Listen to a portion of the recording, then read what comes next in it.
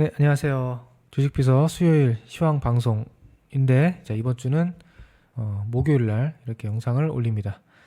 제가 어제 공지를 올려드렸다시피 엔비디아 실적 확인하고 말씀을 드리는 게 더 좋을 것 같아서 하루를 미뤘습니다.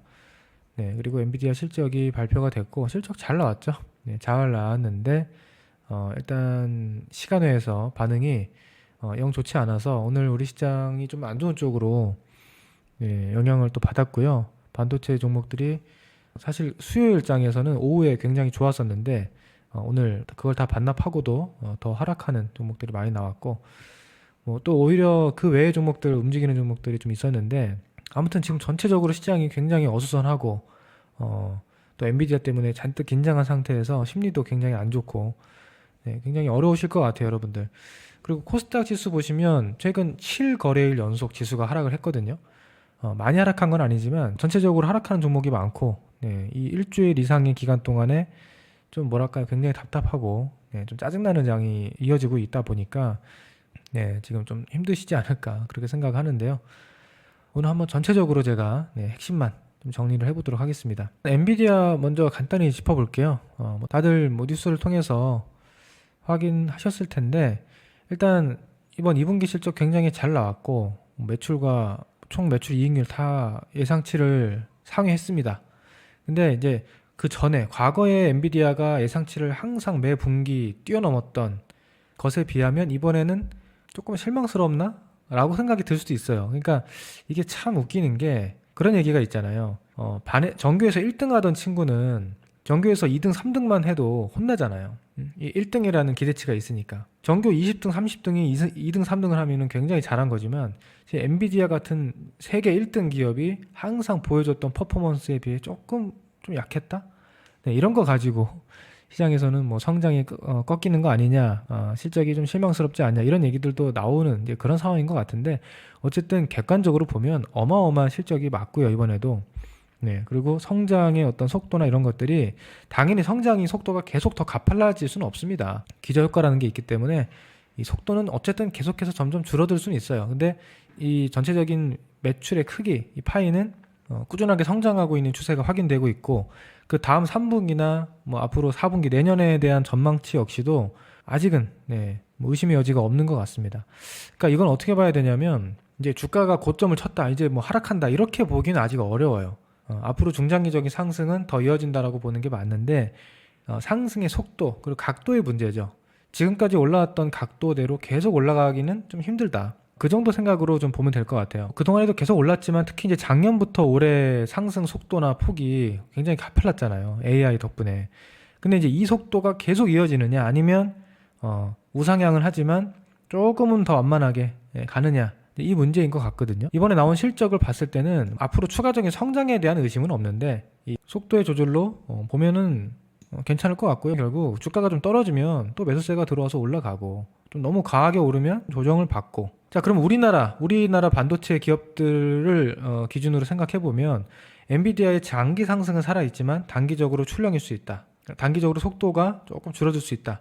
라는 건데 사실 우리나라 기업 중에 엔비디아랑 같은 속도, 같은 상승률로 올라간 종목은 뭐 거의 없거든요. 엔비디아 속도가 줄어들었다고 해서 하이닉스가 뭐 무너진다 이렇게 볼 필요도 없어요. 그런 과열된 상황은 아니기 때문에 우리 반도체 기업들은 제가 봤을 때는 그러니까 지금 이번에 엔비디아 실적 발표 전후로 변동성이 좀 커지면서 좀 스트레스를 많이 준 건 사실인데 앞으로 이제 엔비디아가 이제 괜찮구나, 실적 걱정했는데 앞으로 이런 속도로 가면 이렇게 중기적으로 갈 수 있겠다라는 공감대가 어느 정도 형성이 되면 이제 우리나라 반도체 기업들은 그거에 비해서는 굉장히 주가가 낮잖아요. 그렇게 과열돼 있거나 뭐 기대감이 많이 반영된 건 아니기 때문에 점차 안정이 되고 결국 방향성은 중기 우하향이 아니고 중기 우상향으로 간다고 봅니다.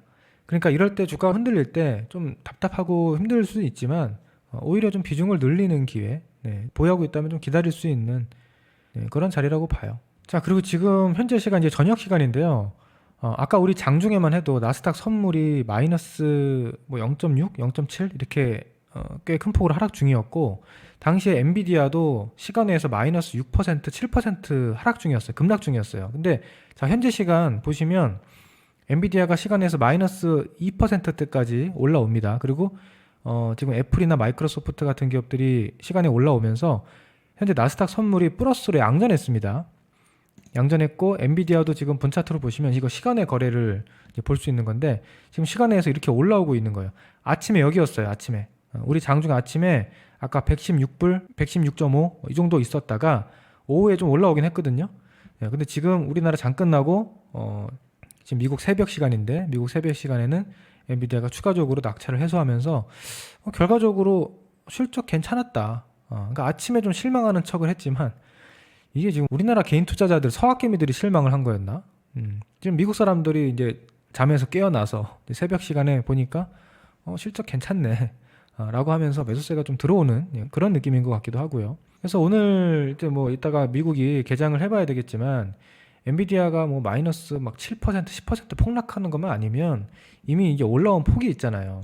그래서 사실 엔비디아의 문제는 실적이 아니고 여기서 주가가 미리 선제적으로 많이 올라왔던 부분에 대한 부담이 오히려 크지 않았나 이제 그렇게 생각하거든요. 만약에 주가가 좀 낮은 위치였으면 이 정도 실적으로 막 급락하거나 그런 걱정할 실적이 아니에요. 제가 봤을 때는.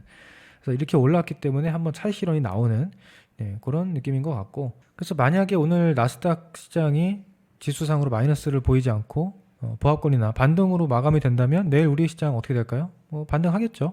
오늘 미국이 빠질까봐 엔비디아 급락할까봐 미리 겁먹고 이제 뺐는데 미국이 안 빠지면 내일 올라가야지. 그래서 그렇게 보는데 일단 우리 시장 다시 한번 넘어가 볼까요? 자, 이게 코스닥 지수고요. 코스피 지수입니다. 제가 지수상으로는 지난주에 뭐라고 말씀드렸냐면 이거 이 8월 초 급락에 대한 이제 반등은 어느 정도는 들어왔다. 그래서 조정이 좀 나왔다가 갈 수가 있는데 그 조정이 크게 나올 것 같지는 않다.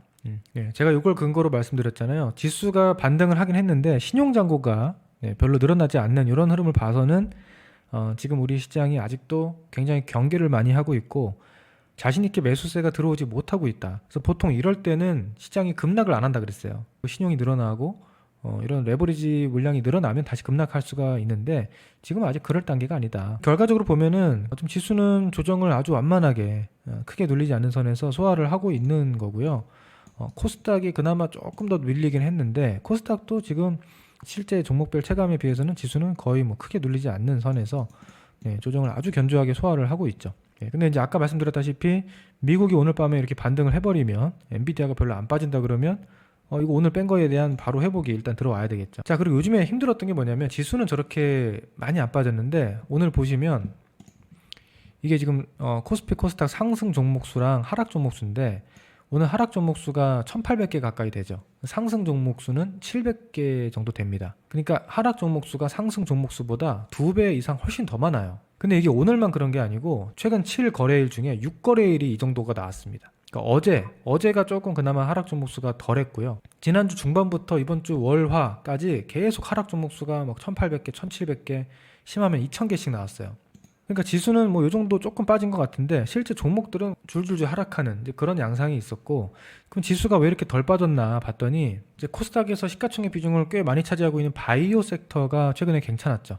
물론 2차전지도 괜찮긴 했는데 이번 2차전지 반등은 사실 거래소에 있는 LG 에너지 솔루션이 주도를 했어요. 그래서 2차전지 쪽은 코스피 쪽을 좀 방어해주는 역할이 있었고요. 코스닥은 2차전지보다는 바이오, 그러니까 알테오젠, 뭐 리가캠 바이오, 뭐 ABL 바이오 이런 종목들이 지수를 좀 막아주는 역할을 했다.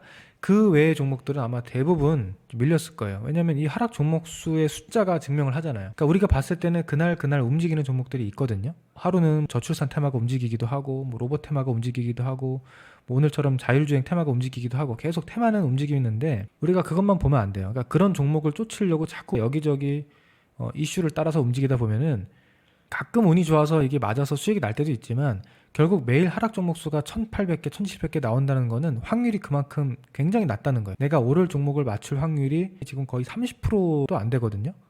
그러니까 30%의 확률을 계속 맞추는 건 힘들잖아요.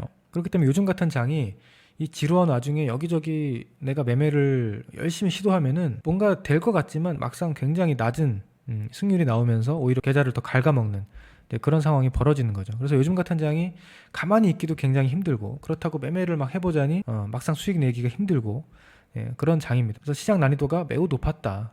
이제 제 개인적으로는 이번 주에 8월이 마무리되고 다음 주 9월이 이제 시작되면 괜찮을 걸로 봐요. 그러니까 8월 달에 워낙 큰 강력한 하락이 있었기 때문에 그 다음 달 바로 8월 급락 이후에 9월 바로 이렇게 또 어마어마한 폭락이 나오거나 그런 게 쉽지가 않거든요.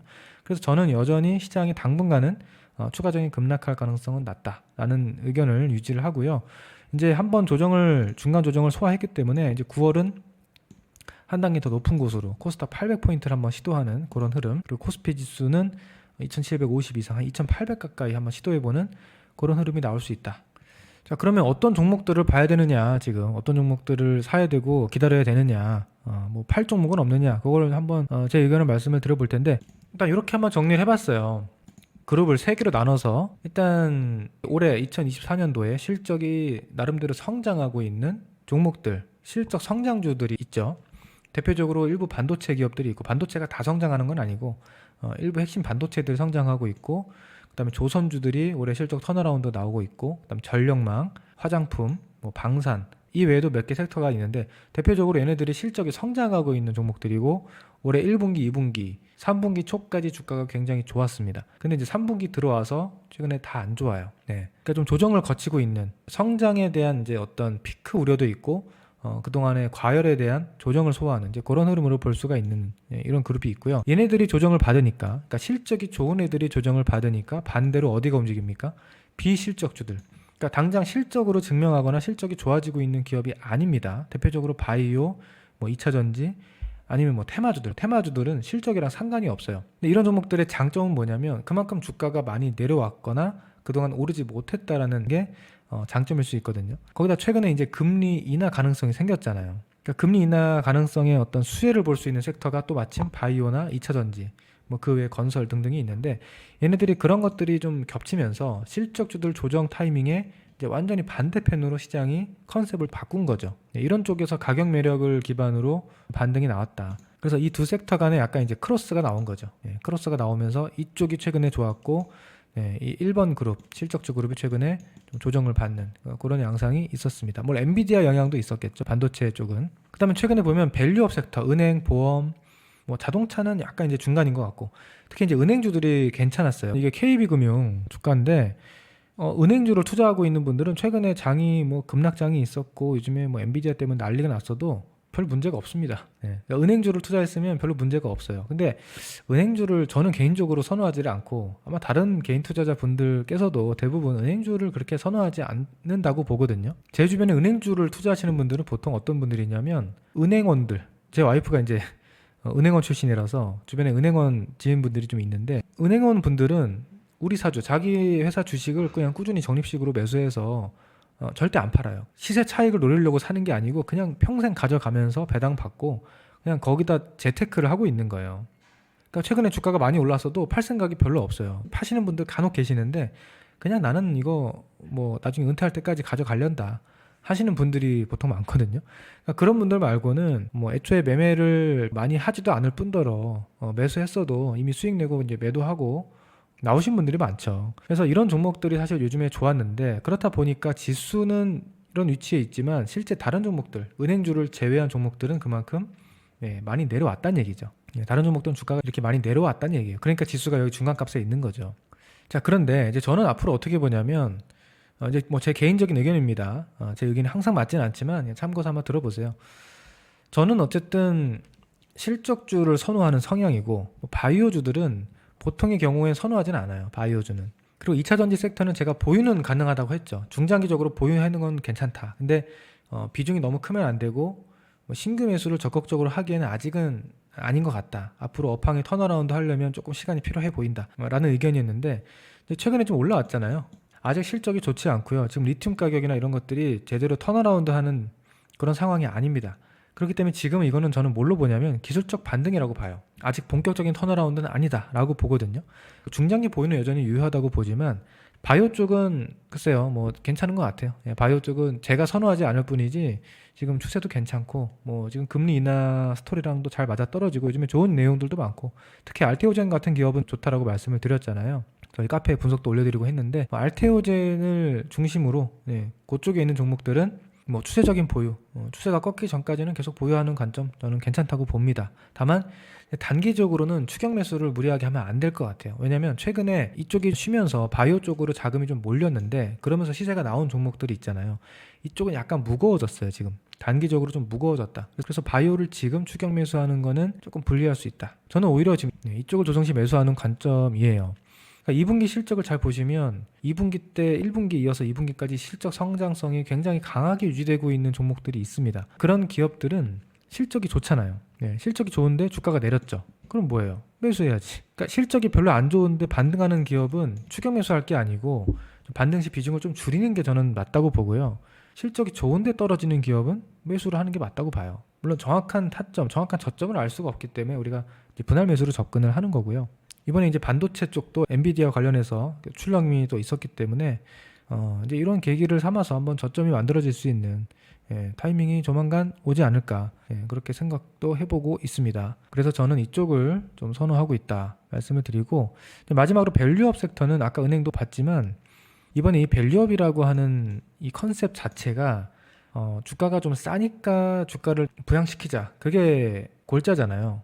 주가 싼 거 너무 저평가돼 있다, 그러니까 어느 정도 적정 가치를 올리자, 이건데 지금 은행주 기준으로 봤을 때는 이제 적정 가치 거의 찾아 올라오고 있는 거잖아요. 그러니까 주가가 쌀 때는 매력이 있는 거예요, 밸류업은. 근데 주가가 올라갈수록 매력이 줄어든다고 봅니다. 이 밸류업이라는 컨셉 자체가 주가가 오르면 오를수록 매력이 많이 감소하는, 그러니까 성장주도 주가가 많이 올라오면 부담스럽다고 하는데, 심지어 그래도 성장주는 이 자체가 성장을 하는 거잖아요. 그럼 속도만 잠깐 조절하면 다시 신고가를 뚫고 앞으로 더 좋은 실적, 더 폭발적인 실적이 나오면 주가는 앞으로 2배, 3배 더 갈 수도 있는 거예요. 성장주는 그런 식으로 계속 가는 거잖아요.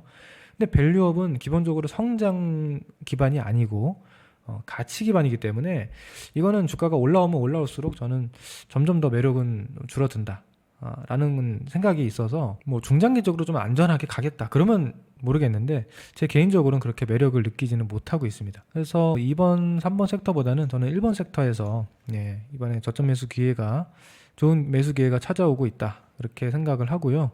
어쨌든 지금 시장 지수가 최근에 조정을 받았잖아요. 그럼 지수가 다시 상승하는 쪽에 베팅을 저는 이제 한다고 했을 때는 최근에 조정받았던 1번 그룹, 실적주 그룹이 다시 주도할 가능성이 높다. 핵심 반도체, 그리고 뭐 전력이나 화장품, 뭐 조선, 뭐 이런 쪽 정도. 근데 방사는 이제 뭐 종목수도 몇 개 없는데 이번에 하나 에어로스페이스가 거래 정지 들어갔죠. 그래서 방사는 이 거래 풀리고 할 때까지 조금 애매한 것 같아요, 타이밍이.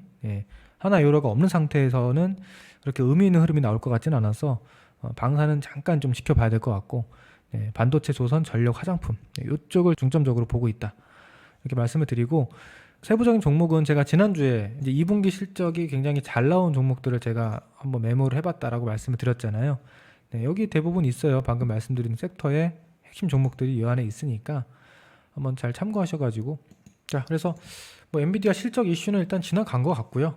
실적 잘 나왔는데 주가가 좀 높은 위치에 있다 보니까 차익 실현 매물이 나와서 조금 혼란을 준 것 같은데, 단기적인 매물 소화만 하면 될 것 같고, AI 성장 피크 우려 저는 아직은 아니라고 봅니다. 앞으로 AI는 언제 끝나냐면, 여러분들이 AI 지금 챗GPT 조금 쓰고 이거 가지고 AI가 끝나지가 않아요.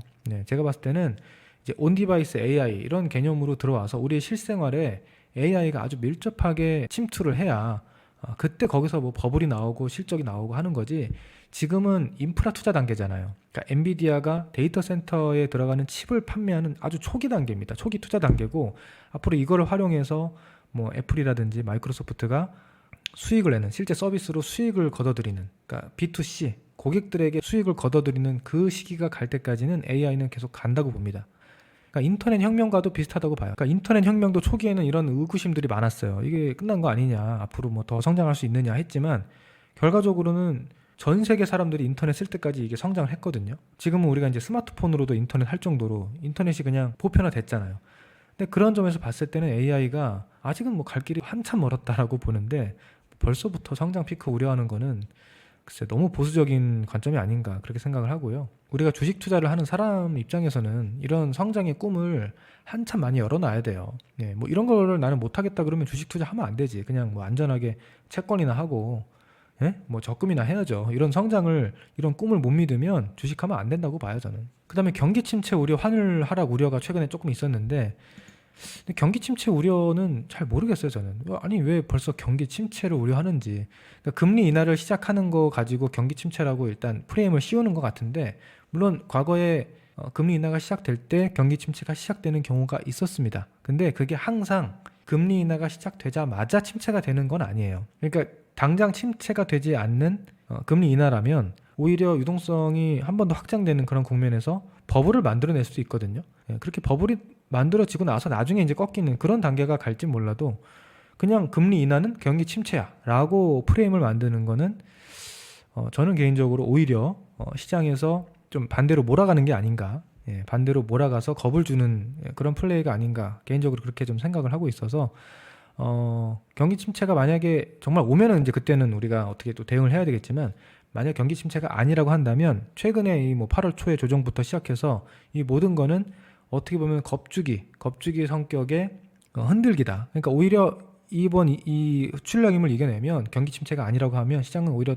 생각보다 크게 상승할 수도 있다고 봐요, 저는. 예, 그래서 이것도 저는 아직은 너무 앞서 나간 것 같고, 경기가 조금 이제 완만하게 침체되는, 그러니까 소프트 랜딩이라고 보통 표현하는데, 소프트 랜딩 상태에서 금리 인하가 시작되는 거면 괜찮은 겁니다. 오히려 버블이 일어날 수도 있어요, 과거 통계상. 그리고 마지막으로 환율 하락 우려. 최근에 환율 떨어지면서 뭐 반도체 또 떨어지고 수출주들 뭐 안 좋다 이렇게 하는데, 환율 하락 때문에 걱정하는 것도 오랜만이에요. 보통 환율이 급등해서 문제지 환율 하락으로 문제가 생기는 거 별로 없습니다. 물론 일부 수출주들 같은 경우에는 환율이 이제 떨어지면 그 수익성에서 조금 우려가 생길 수 있어요. 근데 우리가 과거에 수많은 환율 하락 코스에서 수출주들이 어떻게 움직였나 보잖아요. 제가 대표적으로 하이닉스를 텔레그램에도 올려드리긴 했는데, 이게 지금 빨간색 선이 환율입니다. 환율이 이렇게 떨어지죠. 환율이 떨어지는 코스가 이제 종종 있어요. 환율이 떨어지죠. 자, 그때마다 하이닉스의 주가를 보세요. 파란색이 하이닉스 주가인데 수출주잖아요. 주가가 올라요. 환율이 떨어지는데 주가가 올라갑니다. 환율이 떨어지는데 주가가 올라갑니다. 환율이 떨어지는데 주가가 올라갑니다. 이거 왜 그래요? 그러니까 환율 하락이라는 거는 하나의 그냥 현상일 뿐이지, 환율 하락이면 수출주 안 좋다 이렇게 우리가 공식처럼 외우면 절대 안 됩니다. 환율이 왜 하락하는지를 생각을 해보시면 돼요. 반대로 환율이 급등하면 그거 위험한 거예요. 이렇게 보통 환율이 급등할 때 하이닉스 주가가 급락을 합니다. 환율이 급등할 때 하이닉스 주가 급락하죠. 이거 왜 그래요? 환율이 급락해서 수출주가 좋아지는 게 아니고, 환율 급락한다는 것 자체에 문제가 있는 거예요.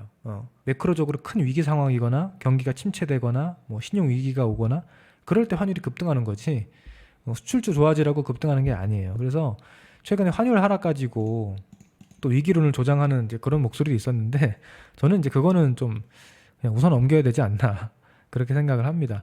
그러니까 정말 걱정해야 되는 건 환율 급등이에요. 환율 하락은 아니고, 물론 이제 일부 수출주 같은 경우에는 영향이 있을 수 있는데, 보통 이렇게 경기가 좋아지고 경기 침체가 안 오고 확장 국면으로 가면 환율이 하락해봐야 얼마나 하락합니까? 요즘에 뭐 1300 후반대에서 1300 초반대인데 그 정도 하락하는 거면 그 매출의 성장으로 충분히 극복을 합니다. 그러니까 환율 하락으로 까먹는 손실보다 매출 성장, 판매 증가, 피해 증가, Q의 증가로 성장하는 이익이 훨씬 커요. 그래서 환율 하락 때문에 수출주가 꺾인다라는 의견은 뭐 일부는 맞을 수 있는데 아직은 그 정도로 심각한 단계는 아니다. 환율 하락은 아직은 제한적이다. 그렇게 보고 있습니다. 그래서 최근에 걱정했던 이 세 가지 이슈 모두 저는 크게 걱정할 필요는 없을 것 같고, 예, 다 지나가는 이슈가 아닌가 생각합니다. 일단은 시장은 추가적인 반등으로 예상을 하고 있습니다. 감사합니다.